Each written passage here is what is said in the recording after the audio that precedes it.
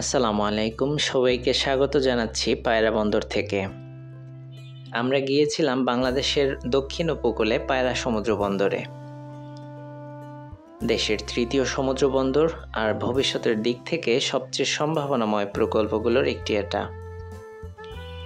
এই সফরটা ছিল আমাদের কলেজের শিক্ষামূলক ভ্রমণ, কিন্তু শুধু শেখার জন্য নয়, বরং কাছ থেকে দেখারও একটা সুযোগ হয়েছে আমাদের। বন্দরে ঢোকার আগেই বোঝা যায় জায়গাটা কতটা গুরুত্বপূর্ণ। প্রবেশের আগে রয়েছে নিরাপত্তা চেক, পরিচয় যাচাই এবং অনুমতির কাগজপত্র দেখাতে হয়। এই জায়গার নিরাপত্তা খুবই কঠোর, কারণ এটা দেশের একটি গুরুত্বপূর্ণ অবকাঠামো। সবকিছু সম্পন্ন করে যখন ভেতরে ঢুকলাম, তখন থেকেই চারপাশে চোখে পড়ে পরিকল্পিত আর পরিচ্ছন্ন এক পরিবেশ। পাকা রাস্তা, অফিস ভবন, প্রশাসনিক ব্লক সবকিছুই সুসংগঠিত। পায়রা বন্দরের মূল অফিস ভবনটাই যেন পুরো বন্দরের নিয়ন্ত্রণ কেন্দ্র। এই ভবন থেকেই পরিচালিত হয় বন্দর ব্যবস্থাপনা, জাহাজের আগমন, প্রস্থান, নিরাপত্তা মনিটরিং আর সব প্রশাসনিক কাজ। একটা বড় কমান্ড কন্ট্রোল সেন্টার আছে, যেখানে মনিটরের মাধ্যমে চ্যানেল ও জেটি এলাকার লাইভ অবস্থা দেখা যায়।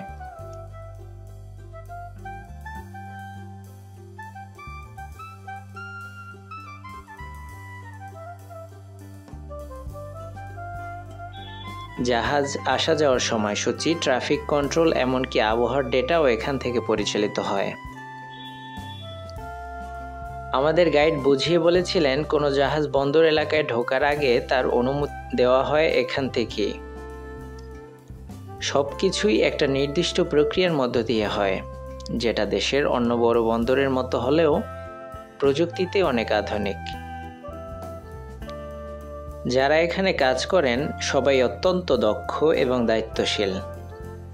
আমরা একটা ছোট প্রেজেন্টেশনে অংশ নিয়েছিলাম, যেখানে জানানো হয়েছিল বন্দরের বর্তমান অবস্থা, ভবিষ্যৎ পরিকল্পনা আর অর্থনৈতিক গুরুত্ব।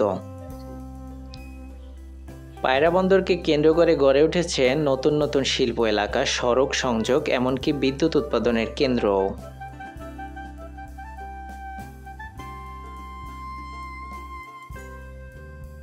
এখানে এসে বুঝেছি, একটা বন্দর মানে শুধু জাহাজ ভেড়ানোর জায়গা নয়, এটা আসলে একটা পুরো অঞ্চলকে বদলে দেওয়ার শক্তি রাখে।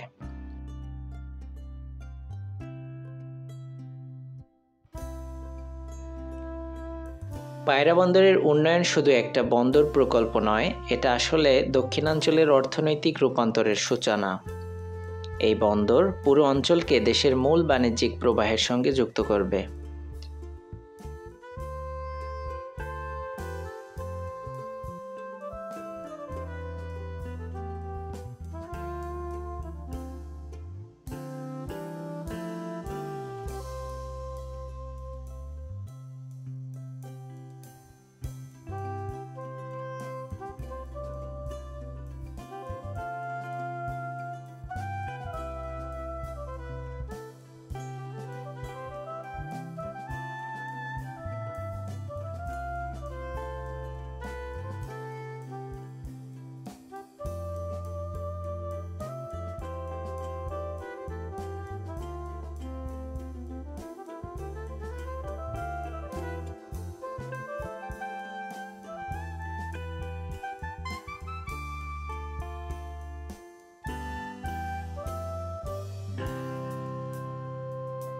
অফিস অংশ থেকে আমরা গেলাম জেটি এলাকার দিকে, যেখানে ভবিষ্যতে বিশাল কার্গো জাহাজ ভিড়বে।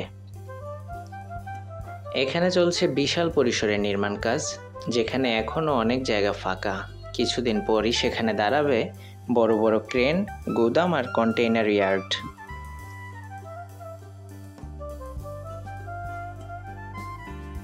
এই জেটি এমনভাবে তৈরি হচ্ছে যাতে প্যানাম্যাক্স ও সুপার কার্গো টাইপ বড় জাহাজ সহজে ভিড়তে পারে। আমাদের গাইড বলেছিলেন, এই বন্দরে গভীর চ্যানেল তৈরি করা হচ্ছে, যার মাধ্যমে বড় জাহাজ সরাসরি আসতে পারবে চট্টগ্রাম বা মংলার মতো রিলোডিং ছাড়াই। জেটি থেকে দূরে দেখা যায় রাবনাবাদ চ্যানেল, এই চ্যানেলই পায়রা বন্দরের প্রধান পথ। চ্যানেলটাকে নিয়মিত ড্রেজিং করে গভীর রাখা হয় যাতে বড় বড় জাহাজ নিরাপদে ঢুকতে পারে।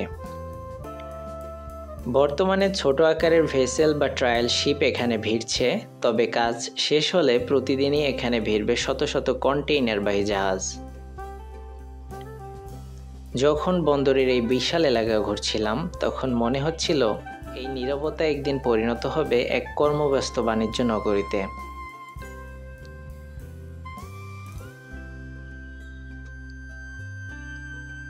আজ যেখানে নির্মাণ চলছে কাল সেখানে ভিড়বে শত শত জাহাজ, চলবে ক্রেন, শোনা যাবে কন্টেইনারের শব্দ।